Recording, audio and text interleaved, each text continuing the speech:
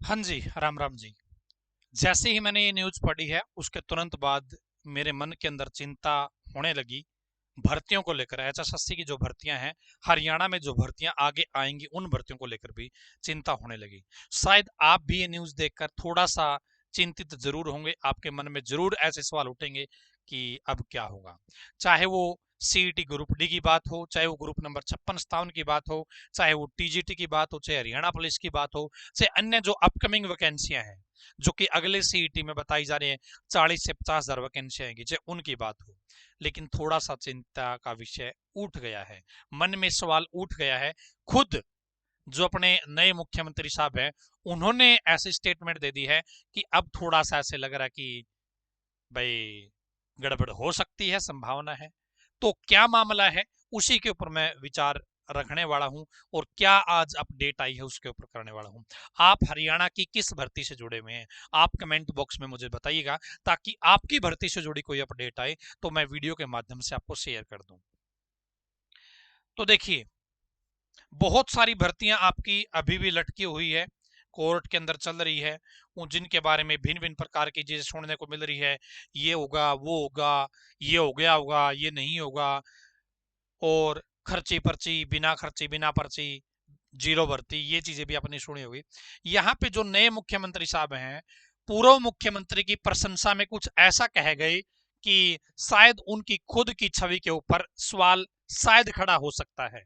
देखिए क्या कहा है। भाजपा ने करनाल लोकसभा क्षेत्र में की रैली, नहीं पहुंचे जेपी नड्डा साहब। मैं कुछ युवाओं के रोल नंबर लेकर गया तो मनोहर लाल ने कहा था अब तो मेरिट से ही नौकरियां मिलेगी, सीएम सैनी। तो एक बार जब मुख्यमंत्री साहब, मतलब जो पूर्व मुख्यमंत्री थे मनोहर लाल खट्टर जी, जब उनकी सरकार थी, जब वो मुख्यमंत्री पद पर थे, तो सीएम सैनी के पास उनके एरिया के कुछ युवाओं ने रोल नंबर दे दिए, कुछ इंटरव्यू वगैरह आया हुआ था उनका।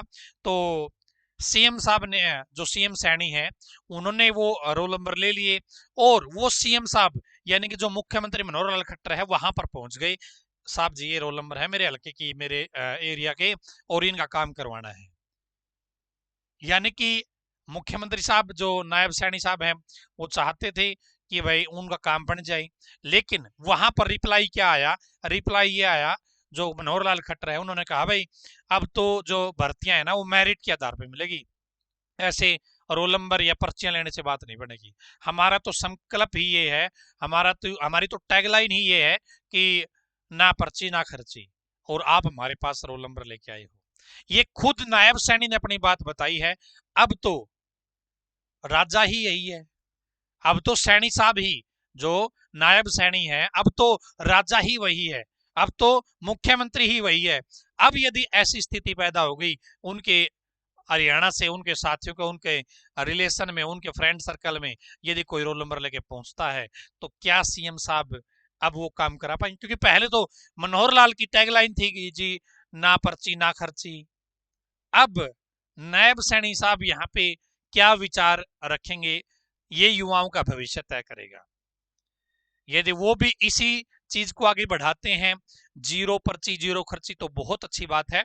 और मेरे दिमाग में मतलब यही पड़ती आया कि जब सीएम साहब खुद वहां पे पर्ची लेके गए थे, जब वो मुख्यमंत्री नहीं थे, अब तो खुद मुख्यमंत्री है, तो अब वो कितना कंट्रोल कर पाएंगे खुद के ऊपर, ये सवाल मेरे मन में आया है और सोचा मैं आपके साथ शेयर करूं ये वाक्य। बाकी जो सरकार है, कहीं ना कहीं देखो, 10-20% तो चीजें चलती रहती है, आपको पता है, पहले भी हुई होंगी, अब भी चलती होंगी। लेकिन यदि 20-30% भर्तियां यदि कोई भाई अपने रिलेशन में दे रहे हैं, कोई ऐसा ही गड़म तिगड़म किया जा रहा है, तो कोई बड़ी बात नहीं है। 60-70% भर्तियां साफ सुथरी हो रही है, तो भी हमें यही मानना चाहिए कि हाँ, बहुत बढ़िया तरीके से चीजें चल रही है।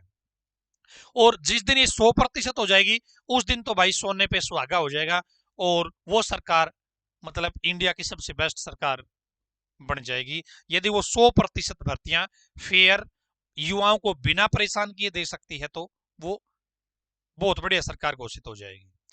आपको क्या लगता है दोस्तों कि क्या अब ये आने वाली भर्तियां हैं, या जो अभी पाइपलाइन में जो भर्तियां हैं, ये सही तरीके से हो पाएगी?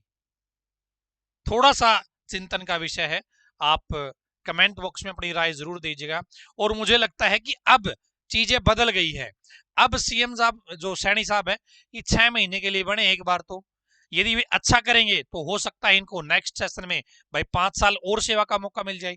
तो मुझे नहीं लगता कि अब ये लास्ट के 5-6 महीने में सीएम साहब कोई ऐसी चीज करेंगे जिससे उनका नुकसान हो, उनकी छवि खराब हो। मुझे लगता नहीं है। आपकी जो राय आप कमेंट बॉक्स में दे दीजिएगा। बाकी ये हो सकता है भाई जब छोटे बच्चे हों उस टाइम पे ये बात हुई हो, अब थोड़े से बड़े हो गए हैं तो अब शायद जिम्मेवारी को ठीक ठाक से निभाएंगे। और अगले सीईटी के बेस पे दोस्तों 40,000 प्लस भर्तियां आपकी की जाएगी अगले सीईटी के बेस पे। अगला जो सीईटी का एग्जाम होगा वो विधानसभा से पहले होगा। कब होगा जी? विधानसभा से पहले होगा। और 40,000 भर्तियां आएगी, विभिन्न प्रकार के इसके अंदर पद होंगे। यदि आप इस सीईटी की तैयारी करना चाहते हो, देखो तैयारी तो करनी पड़ेगी दोस्तों, तैयारी के बगैर काम नहीं चलेगा, कहीं से कर लीजिए। यदि आप केटीडीटी टीम के साथ जुड़ना चाहते हैं तो आप, ये विश्वास दिलाता हूं आपको, ये फील हो जाएगा कि हम इंडिया की बेस्ट टीम के साथ जुड़ गए हैं। ठीक है, और बेस्ट टीम के साथ जुड़ोगे, अच्छे कंटेंट पढ़े भाई साहब, सीईटी का पेपर क्या है, इसका बाप भी क्वालिफाई हो जाएगा। ठीक है, तो यदि आप तैयारी करना चाहते हो केटीडीटी टीम के साथ, वैसे तो इसकी फीस हमारी 1666 रुपए है और कल से 3000 हो जाएगी। लेकिन यदि आप आज ज्वाइन करोगे तो आज फीस मात्र 999 रुपए है सीईटी प्री बैच की। CET pre batch 2, CET pre batch 2, ये कोर्स आप ज्वाइन करोगे, इसकी फीस मात्र 999 रुपए है। कूपन कोड लगाना पड़ेगा NEW, ये कूपन कोड NEW बड़े अक्षरों में, ये फीस आपकी 999 हो जाएगी। आज रात कूपन कोड नहीं लगाओगे तो 1666 है और कल से 3000 है। कूपन कोड लगा लोगे तो 999 है। ठीक है, कोई जानकारी लेनी है 7015243491, ये मेरा नंबर है, व्हाट्सअप कर सकते हैं आप।